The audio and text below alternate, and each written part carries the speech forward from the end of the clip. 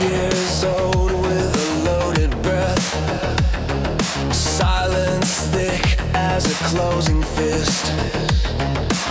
I drew a map of a violent end, plotted a mercy I could not give. He never swung, so the blade stayed still, and I held that ghost like a promise to kill. Years built a shrine to that moment of fire, a weapon raised high in a child's cracked mind. I kept it polished, I kept it sharp, thinking survival was violence in kind. But the sword never fell, I only carried its weight, a phantom steel pressed to my spine. For decades after the threat was gone, I thought it saved me, I thought it made me strong, but it was just a child's last breath, held too long.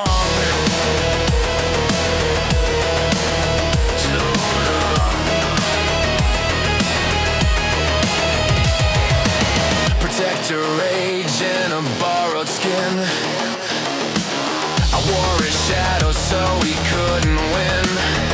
Every trigger pulled me back to that room that night, a war I kept alive just to feel like I could fight. I wasn't a monster, just a kid with no door, no world beyond the bruise and the floor. Powerless hands imagine the extreme, that's how a mind survives when it can't scream. But the sword never fell, it just lived in my chest. Cold metal shaped my breath, my sleep, my pulse, my thread, and I thought it defied me. I thought it was truth, but it was only the echo of a terrified youth. I laid it down and it vanished, I laid it down and it vanished,